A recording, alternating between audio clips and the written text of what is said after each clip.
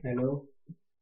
तो आज हम देखने वाले हैं कि डॉट नेट कोर के अंदर हम कैसे three tier architecture based website create कर सकते हैं।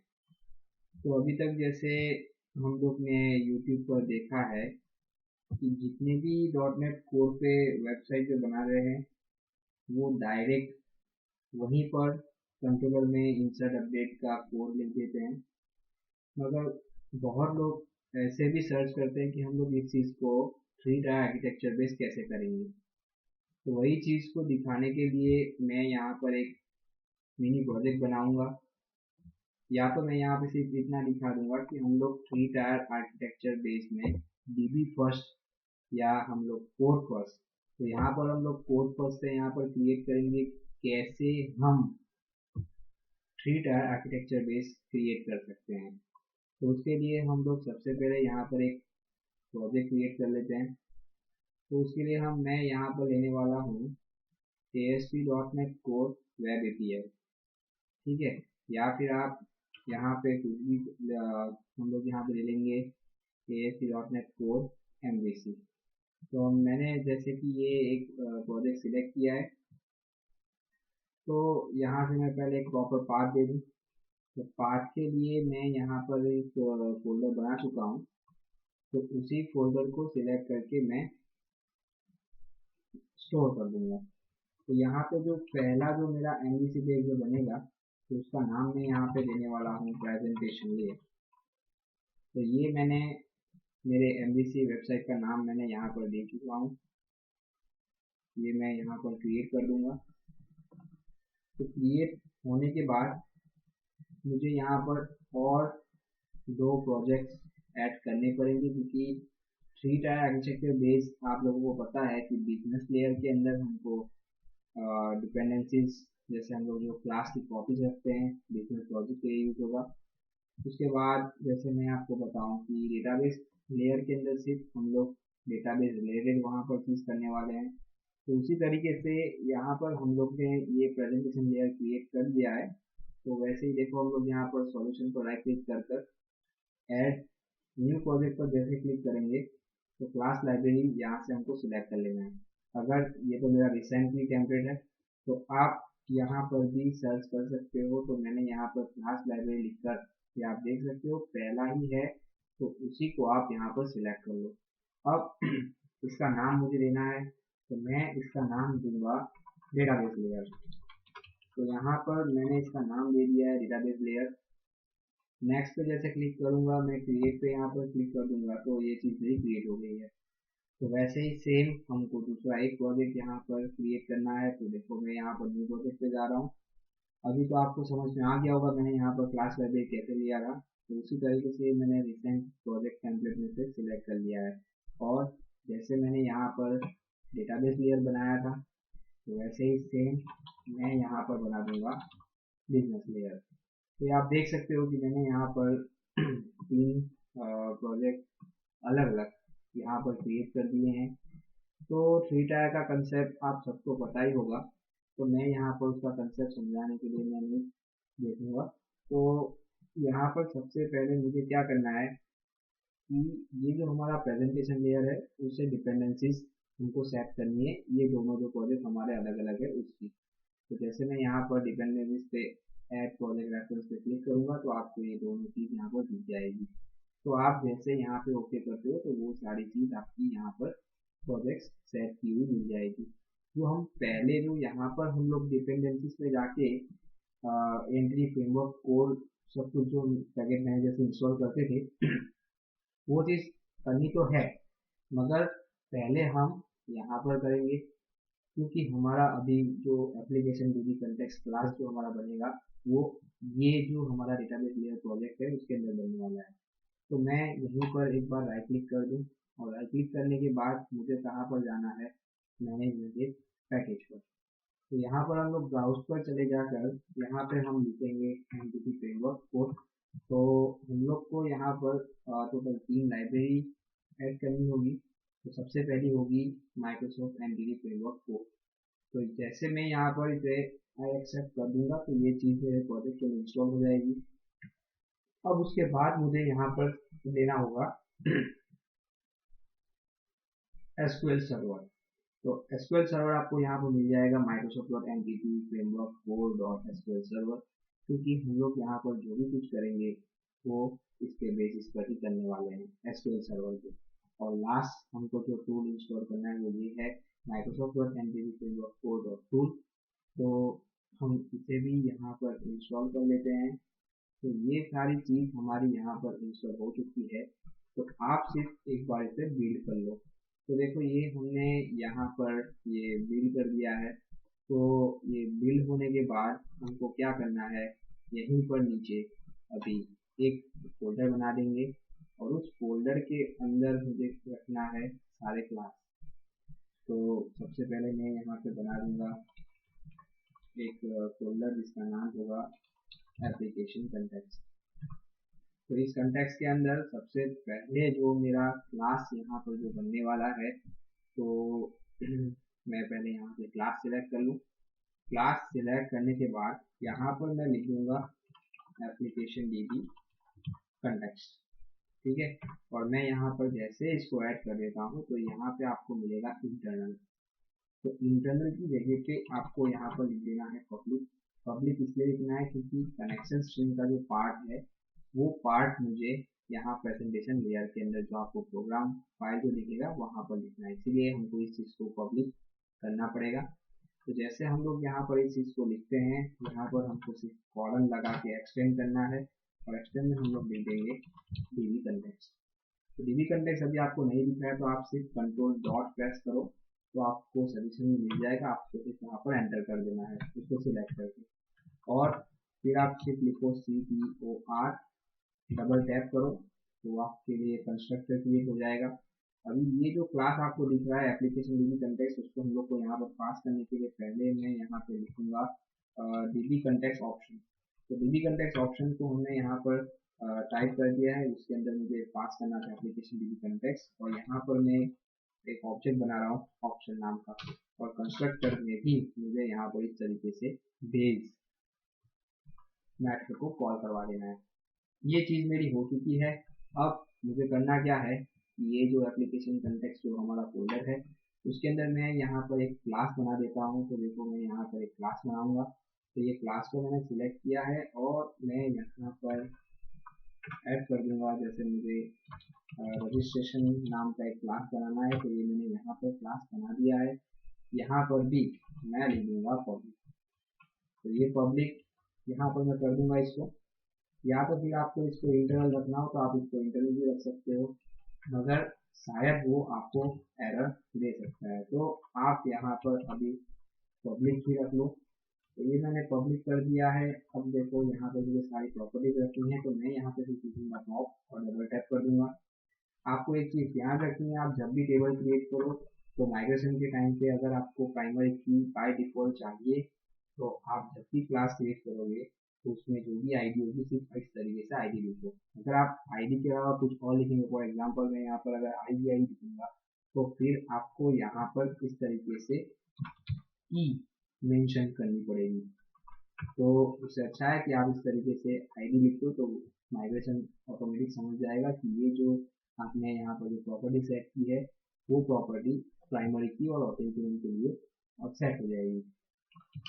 तो यहाँ पर मैं लिखने वाला हूँ पब्लिक स्ट्रिंग, ये नेम को मैं ले लूँगा।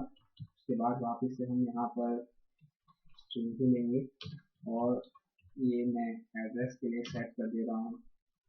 तो मैं बस इतना ही लूँगा, और ये जो आपको ग्रीन लाइन दिख रही है वो शायद मलेबल स्ट्रिंग के लिए है। तो देखो मैंने यहाँ पर क्वेश्चन मार्क लगा दिया तो वो मेरी एरर यहाँ से चली गई है। तो आप ये देख सकते हो कि मैंने यहाँ पर एप्लीकेशन डीबी कंटेक्स्ट के अंदर मैंने यहाँ पर एक रजिस्ट्रेशन क्लास बनाया था। तो उस चीज़ को अब मुझे क्या करना है, यहाँ पर आकर लिख देना है पब्लिक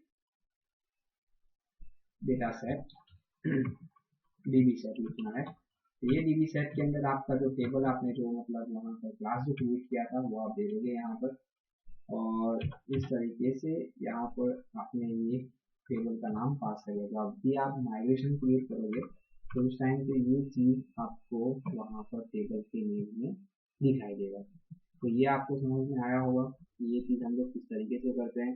अब जब ये चीज़ मेरी हो चुकी है तो अब मुझे डायरेक्ट कहाँ पर आ जाना है, प्रोग्राम पर।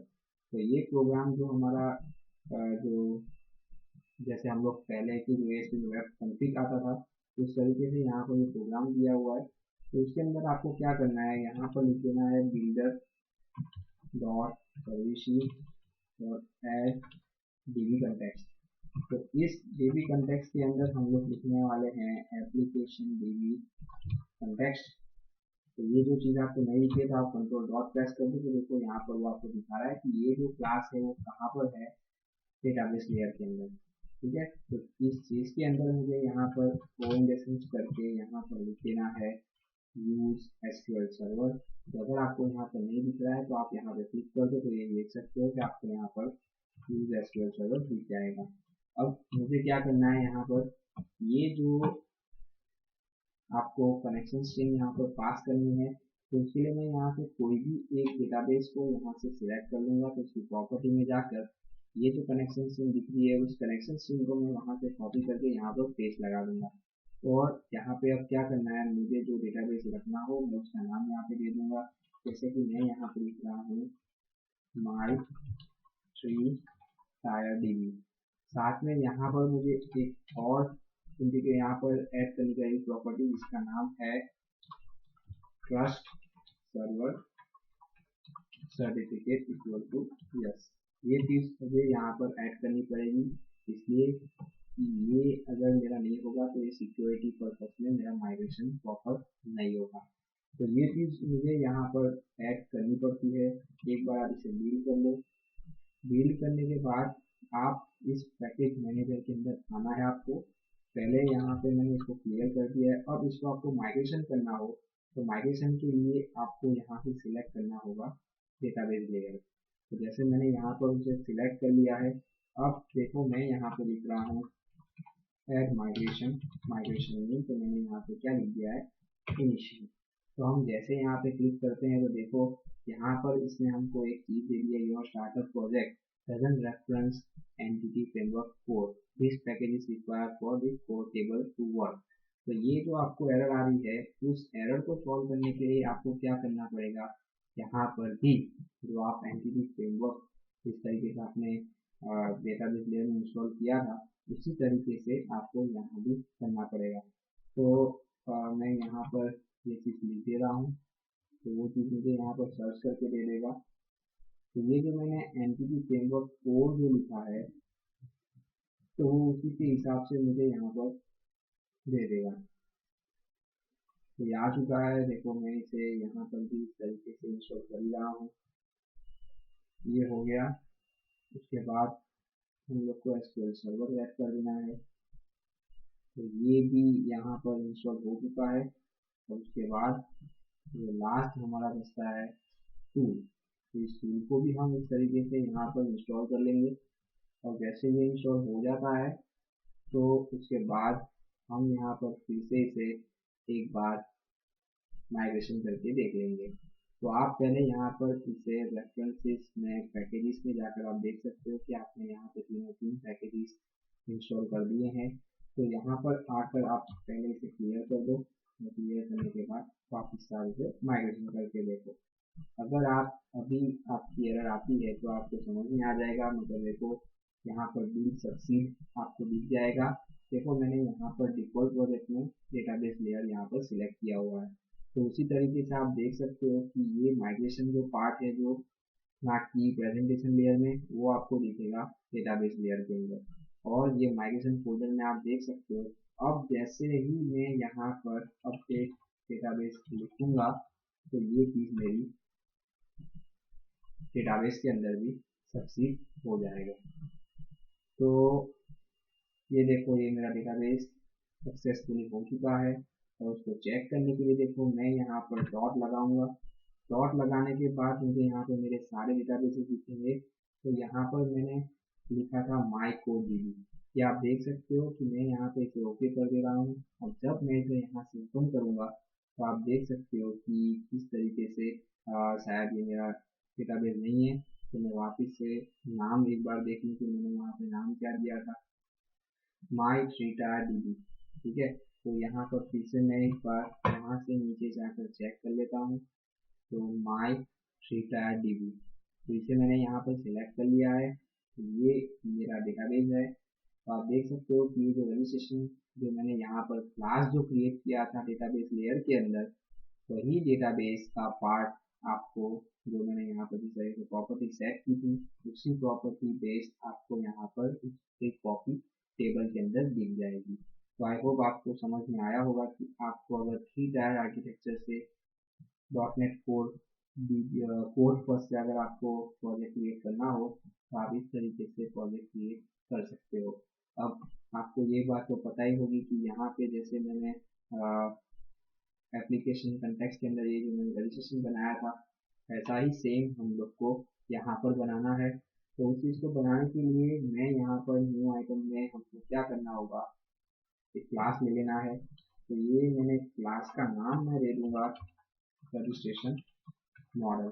ये मॉडल मैं इसलिए लगा रहा हूँ क्योंकि मैं जो भी डेटा प्रेजेंटेशन लेयर से यहाँ पर पास करने वाला हूँ, वो डेटा यहाँ पर मीन्स कि डेटाबेस लेयर के अंदर जब मैं कर्ड ऑपरेशन करने वाला हूँ, तो उस टाइम पे मैं यहाँ पे जो हम लोग क्लास लिख रहे हैं उस क्लास के हिसाब से नहीं आएगा, वो आएगा मॉडल टू। तो मॉडल रूल आने के लिए इसको हम यहाँ पर मिरर कॉपी बोलते हैं। तो उसी चीज़ वहाँ पर से यहाँ पर हम लोग को पेस्ट कर देनी है।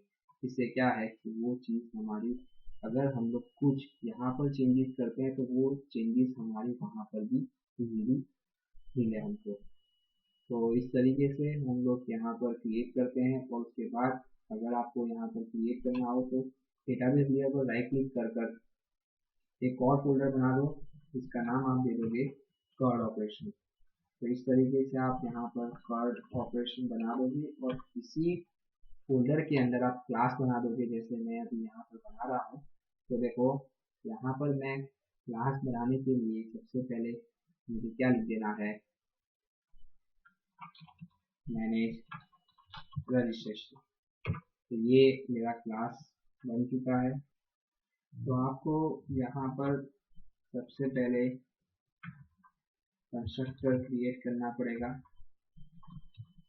तो ये आप देख सकते हो यहाँ पर हमने एक कंस्ट्रक्टर क्रिएट कर लिया है और उसके अंदर हमको क्या पास करना है, एप्लीकेशन DB कंटेक्स्ट।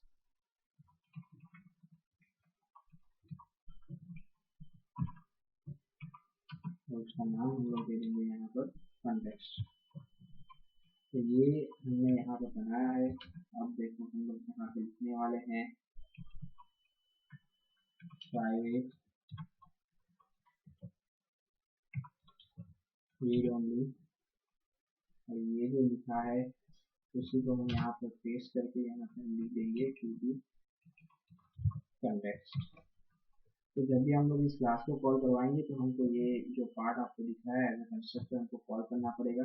तो ये पार्ट जो आपका आएगा जहाँ पर आप इसे किसी कंट्रोल में कॉल करवाओगे तो वहाँ पर से ये पार्ट कंटेक्स्ट का प्रोग्राम से लेकर आएगा।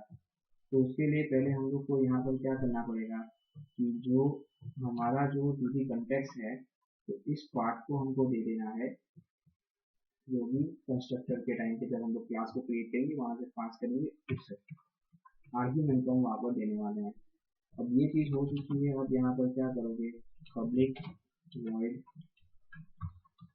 आप इस तरीके से रजिस्ट्रेशन लिख दोगे। अब इस रजिस्ट्रेशन को यहाँ पर कॉल करने के लिए सबसे पहले आप यहाँ पर यूज करने वाले पोजीशन आप यूज करोगे बिजनेस लेयर को, मगर बिजनेस लेयर आपको यहाँ पे दिख नहीं रहा है क्योंकि शायद उसे हमने अभी तक डिपेंडेंसी दिया नहीं है। तो यहाँ पर से हम इसे सिलेक्ट कर लेंगे। तो ये जो बिजनेस लेयर है वो हमने यहाँ पर सिलेक्ट कर लिया है। अब हम लोग यहाँ पर लिखते हैं बिजनेस लेयर, तो आपको यहाँ पर देखने को मिलेगा। और यहाँ पे हमको अब एज आर्ग्यूमेंट हम क्या पास करने वाले हैं, रजिस्ट्रेशन मॉडल, क्योंकि वो जो भी डेटा लेके आएगा वो एज अ मॉडल को लेकर आने वाला है। तो यहाँ पर अब हम लोग को क्या करना है कि जो हमारा रजिस्ट्रेशन जो क्लास है अब उसी को यूज कर यहाँ पर हम लोग को सेट करना पड़ेगा। तो हम यहाँ पर क्या करेंगे कि ये जो एड्रेस जो आपको दिख रहा है, तो इसी तरीके से हम यहाँ पर पूरी चीज़ सेट करते जाएंगे। और इसके बाद जो बचता है उसे को भी हम यहाँ पर इस तरीके से सेट कर देंगे। और ये जो चीज़ हमने की है वो सेट होने के बाद हम लोग को क्या लिखना है, जो हमारा DB कंटेक्स्ट जो हमने यहाँ पर बनाया है, तो उसी को यहाँ पे पास करने के लिए देखो मैं यहाँ पे लिख रहा हूँ DB context dot registration dot add, तो ये ऐड कर देगा और लास्ट में हम लोग को क्या कर देना है, सेव चेंजेस। तो ये जो हमने कोड लिखा है वो इस तरीके से काम करेगा यहाँ पे सेव करने के लिए। अब मैं सिर्फ आपको दिखाता हूँ कि ये जो हमने यहाँ पर क्लास जो बनाया है मैंने रजिस्ट्रेशन, उसको हम लोग यहाँ पर किस तरीके से यूज कर सकते हैं। तो ये जो कंट्रोलर है हमारा, वहाँ पर मैं जाऊँगा, वहाँ पर एक नया कंट्रोलर ऐड कर दूंगा। तो यहाँ से मुझे एक नया कंट्रोलर ले लेना है, तो ये तो यहीं से राइट क्लिक करके यहाँ से मुझे एक कंट्रोलर लेना है और इस कंट्रोलर का नाम भी मैं यहाँ पर कुछ भी दे दूंगा। तो यहाँ पर सपोज कि मैं दे रहा हूँ रजिस्ट्रेशन कंट्रोलर, तो ये मैंने यहाँ पर रजिस्ट्रेशन कंट्रोलर यहाँ पर दे दिया है। अब जैसे मैं यहाँ पर ऐड करूँ तो ये हमारा कंट्रोलर यहाँ पे आ जाएगा। तो जैसे आपको पता है कि हम जब भी ये पेज हमारा कॉल होता है वो यहाँ से शो होता है, यहाँ पे प्रोग्राम से होता है, तो यहीं से हमारी स्ट्रिंग कनेक्टिंग स्ट्रिंग यहाँ पे क्रिएट हो जाएगी। तो सबसे पहले मुझे यहाँ पे क्या बना देना है, एप्लीकेशन DB कंटेक्स्ट। तो ये जो हमने लिखा है इस चीज़ को मुझे यहाँ पर लाना पड़ेगा। तो पहले ही मैं यहाँ पर लिखूँगा प्राइवेट, क्योंकि ये क्लास जो हमारा होगा तो प्राइवेट होगा और रीड ओनली होगा। तो यहाँ पर भी सेम हम लोग यहाँ पर लिखने वाले हैं कंटेक्स्ट, क्योंकि यहीं से हम लोग को पूरी कनेक्शन स्ट्रिंग वहाँ पर ले जानी है। अब मैं यहाँ पर एक कंस्ट्रक्टर क्रिएट करने वाला हूँ, तो मैंने CPU और लिखकर डबल प्रेस किया और ये जो पार्ट आपको दिख रहा है उसी को मैं यहाँ से पेस्ट कर दूंगा और इसके आगे मैं लगा दूंगा अंडरस्कोर। तो अब जब भी मैं इसे कॉल करूँगा तो इस तरीके से ही मैं इसको कॉल करने वाला हूँ। अब मुझे क्या करना है कि यहाँ पर मैनेज रजिस्ट्रेशन का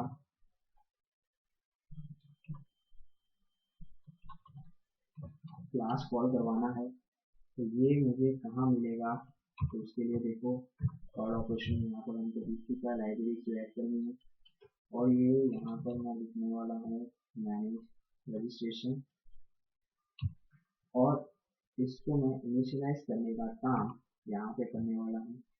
तो देखो ये मैंने मैनेज रजिस्ट्रेशन लिखा इक्वल टू न्यू, इनिशियलाइज करने के बाद यहाँ पर मुझे कंटेक्स्ट पास करना है, तो यहाँ पर मैं पास कर दूंगा इस तरीके का कंटेक्स्ट। तो इससे क्या होगा कि जब भी ये पेज मेरा रन होगा, कंट्रोलर चालू होगा, तो उस टाइम पे ये वाला पार्ट यहाँ से जब भी हम कोई भी मेथड यहाँ से कॉल करवाएंगे तो उस टाइम पे वो चीज यहाँ पे वहाँ पहुँच जाएगी। जैसे मैं यहाँ पे लिख रहा हूँ पब्लिक वॉइड ऐड रजिस्ट्रेशन, तो इस ऐड रजिस्ट्रेशन के अंदर मुझे क्या लिख देना है, फॉर्म कलेक्शन, मतलब ये .NET कोड है, तो यहाँ पर मुझे क्या लिखना पड़ेगा, आई फॉर्म कलेक्शन। तो आई फॉर्म कलेक्शन और मैं यहाँ पे फॉर्म नाम दे दे रहा हूँ। आपको यहाँ पर जिस तरीके से करना हो आप यहाँ पर टास्क लिख कर भी अंदर आई एक्शन यूजर भी सेट कर सकते हो। तो ये जो मैंने यहाँ पे पार्ट किया है उसके लिए सबसे पहले मुझे यहाँ पे लिखना पड़ेगा रजिस्ट्रेशन मॉडल। तो रजिस्ट्रेशन मॉडल ये पार्ट जो आपको दिख रहा है वो मुझे बिजनेस लेयर के अंदर से लेना है।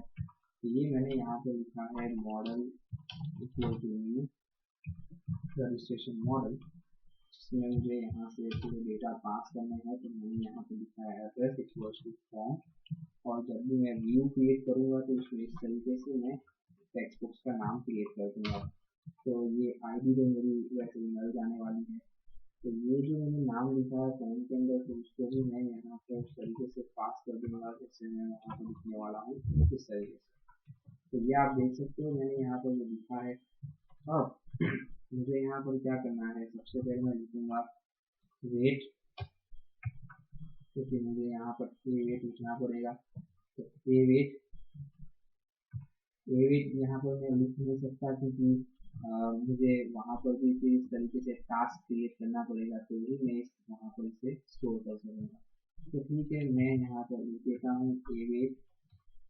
तो ए वेट लिखा है मैंने, और ए वेट लिखने के बाद मुझे यहाँ पे सिर्फ क्या करना है, जो मैंने वहाँ पर मैनेज रजिस्ट्रेशन जो मैंने वहाँ पर पास किया था, तो मैंने रजिस्ट्रेशन जो मैंने वहाँ पर पास किया, तो उसी चीज़ में मुझे सिर्फ क्या पास कर देना है, रजिस्ट्रेशन, और उसमें पास कर देना है मॉडल।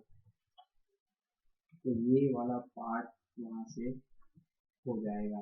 तो मेरे हिसाब से ये चीज़ यहाँ पर सूट नहीं हो रही है, तो मैं यहाँ पर से ये चीज़ निकाल दे रहा हूँ और ये पार्ट भी मैं यहाँ से निकाल दूंगा। तो ये चीज़ हो जाने के बाद मैं यहाँ पर लिखने वाला हूँ रिटर्न ओके। इस ओके के अंदर आपको जो भी लिखना हो, जैसे मैं यहाँ पर दे रहा हूँ सक्सेसफुल सेव। तो आप जब भी व्यू क्रिएट करोगे तो व्यू के अंदर आप इसे कॉल करवाओगे, तो वो चीज़ आपकी यहाँ से मॉडल से ले जाएगा, और जैसे मैं यहाँ पर गो टू डेफिनेशन करता हूँ तो आपको इस जगह पर लाकर वो डेटा को स्टोर कर देगा। तो आपको समझ में आ गया होगा कि ट्री का आर्किटेक्चर आपको किस तरीके से क्रिएट करना है।